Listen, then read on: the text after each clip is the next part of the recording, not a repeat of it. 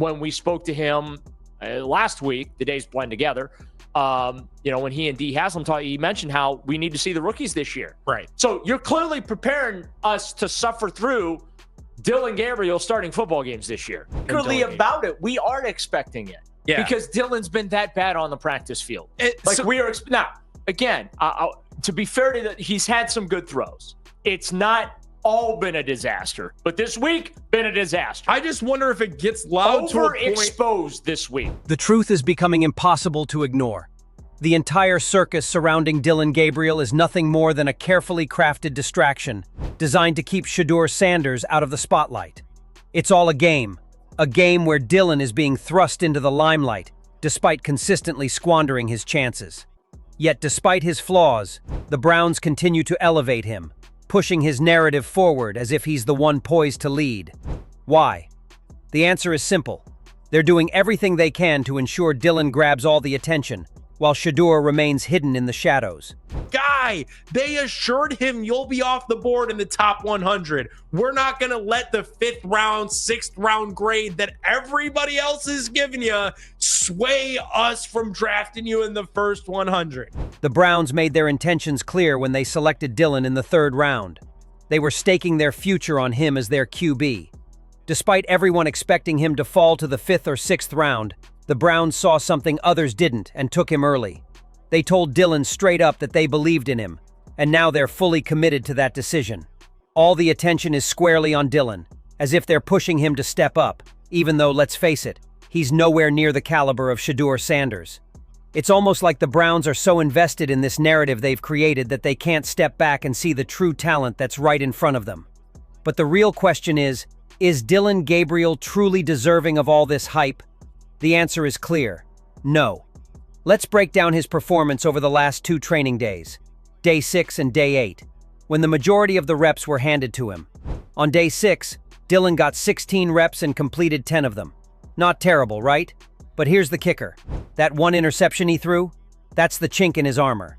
It might seem like a small slip, but in a high-stakes training camp like this, those tiny mistakes are what separate the good from the great.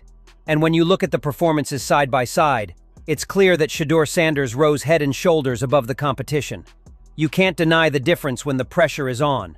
On the flip side, Shedeur Sanders was the embodiment of efficiency in those high-pressure, 30-second drills. He went 7 for 10, showcasing not just accuracy, but a flawless ability to protect the ball. No interceptions, no hiccups, just smooth execution. That's the consistency you need, especially when the pressure mounts. Let's call it what it is: leadership, elite playmaking. Shedeur wasn't just completing passes, he was doing it in a way that screams he's more than ready to take the reins at the next level. When you stack that up against Dillon's mistakes, the difference is crystal clear. Shedeur's got the edge.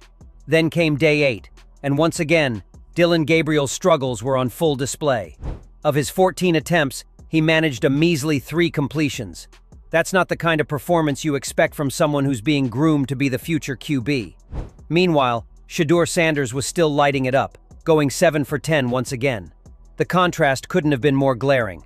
Dillon's mistakes were impossible to ignore, while Shedeur just kept proving that when it comes to playing under pressure and delivering consistently, he's in a class of his own.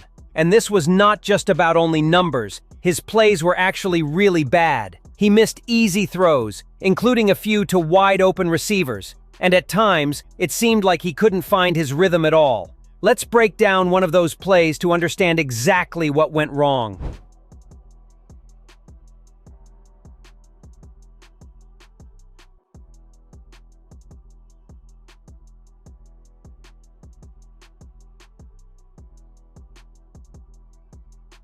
That practice offered Dillon Gabriel another opportunity to reset, but once again, he faltered. As he dropped back, trying to get a better view downfield, something just wasn't right. He hesitated, unable to locate his target, and ended up forcing a throw. The result? A costly interception. What made it even worse was that he didn't even see the defender creeping into the passing lane. It was the kind of rookie mistake you'd expect from someone still finding their rhythm, not from a player who's supposed to be taking first-team reps.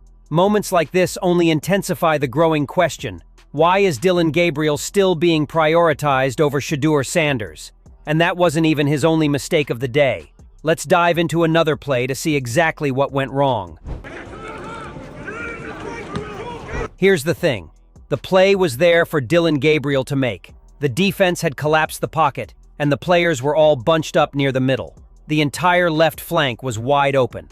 All Dillon had to do was roll out, use his legs to buy time, and maybe even hit his wide receiver. Is Dillon Gabriel's inconsistency and fumbling a sign that he's losing control of the starting role? He forced a throw straight into the defensive line. Or do you think he can turn it around no and angle, prove he's still no the guy? awareness. And just like that, it turned into a turnover. It wasn't just a bad decision. It was a complete failure to read the field and capitalize on the opportunity in front of him. That's the kind of mistake that makes you wonder, how is this guy being pushed as the future QB when he can't even make the basic reads under pressure? Even with the glaring disparity between Dillon Gabriel and Shedeur Sanders, the Browns are still sticking to their narrative that Gabriel is their quarterback for the future. But let's be honest, he's simply not. And this isn't just our take, it's the consensus everywhere. From analysts to fans, it's clear. Dillon Gabriel might have some potential, but right now, he's nowhere near Shedeur's level.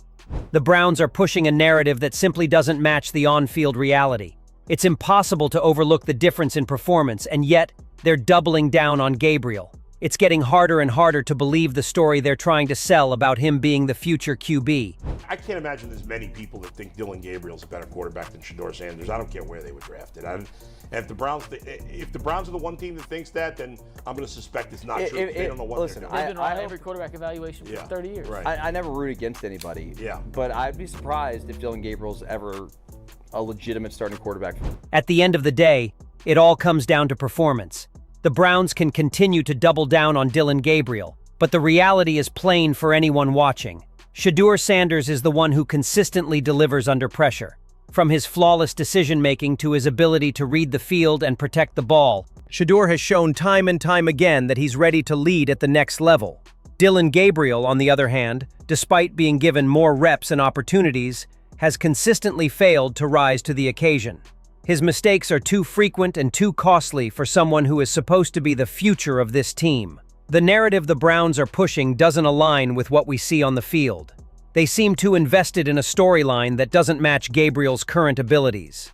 Yes, Gabriel may have potential, but he's far from the finished product, and he's not showing the consistency needed to be the starting quarterback. Until he can prove otherwise, it's clear that Shedeur Sanders is the one who has the talent and leadership to take this team forward. The difference is undeniable, and the Browns can't ignore it forever. So what do you think? Are the Browns making a mistake by doubling down on Dillon Gabriel, despite his clear struggles? Or do you think there's something we're missing? Is Shedeur Sanders truly the future? Or is Gabriel simply in need of more time to develop? Do you believe the narrative the Browns are pushing? Or do the performances on the field tell a different story? We'd love to hear your thoughts. What's your take on this quarterback battle, and who do you think is most deserving of the starting role?